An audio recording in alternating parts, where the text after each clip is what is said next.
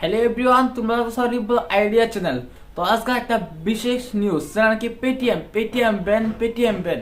তোমরা জানো যে পেটিএম এর শুরু হয়েছিল 2016 থেকে। মানে কি টিহা বন্ধ হয়ে গেছিল, টিহা সময় চেঞ্জ করা হয়েছিল, সেই সময় কি হয়েছিল পেটিএম ট্রানজাকশনের আরম্ভ হয়েছিল।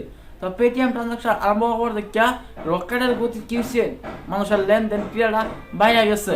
লেনদেন ক্রিয়াটা কিসে বাইরে গেছে। পেটিএম এরকম একটা অ্যাপ আছে যেটা নাকি ডাইরেক্ট ব্যাংকের লগে কানেকশন আছিল, ব্যাংকের লগে কানেকশন করা আছিল। তো তোমরা জানতেছো যে কি কইছে সরকারে, যে 29 নাকি 31 জানুয়ারি কি করছে আরবিআই তরফ থেকে পেটিএম কোম্পানিরা নোটিশ জারি করছে যে পেটিএম ব্যান করে দেওয়া হইব।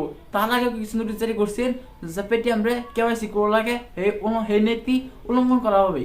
সঠিক করা হয়েছে না, কিন্তু এটাই ধারণা ধরা হয়েছে। তারপরে পেটিএম ব্যান হয়ে গেলে পেটিএম প্রায় 300 কোটি 30 কোটি মানে কি করতেছে পেটিএম ইউজ করছে ইউজার। 30 কোটি পেটিএম ইউজার আছে, 30 কোটি পেটিএম ইউজার আছে। 20 বিলিয়ন ইউজার যারা নাকি ট্রানজাকশন করে, ট্রানজাকশন আছে।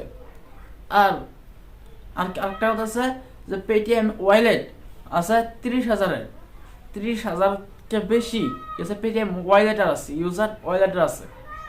এইমাত্র একটা লোক আইন মতে যে পেটিএম ব্যান করে দেব। পেটিএম ব্যান করে দিলে হয়তো কিছু ক্ষতি হয়ে যাওয়ার পারে।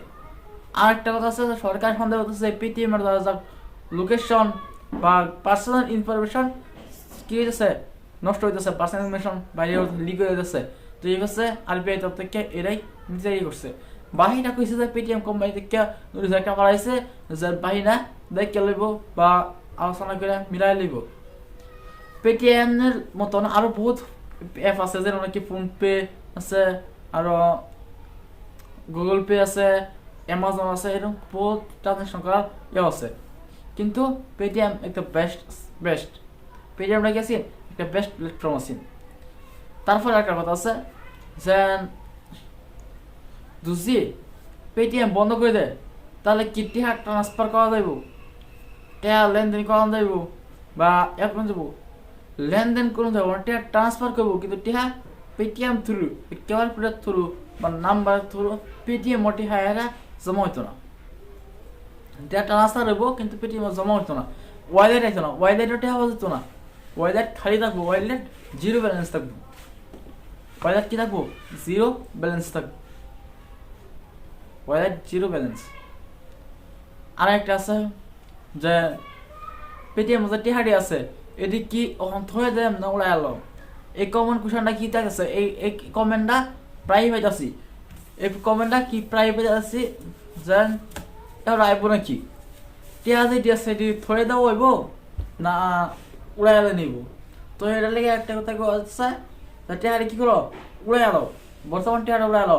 বাই চান্স দিচ্ছে ওয়াইলাইটের টিয়া যেটা আছে এটি উড়াই আলো সময় আছে না, কি করে উড়াই আলো, কারণ ওয়াইলাইটের টিয়া বাই চান্স যদি ওয়াইলাইটের টিয়াটা কি হয়ে যা নষ্ট হয়ে যা, ওয়াইলাইট দিক থেকে আর উড়ান না যা, তাহলে টিয়াটি কিব মায়ের যাবো, টিয়ারি মার যাবো।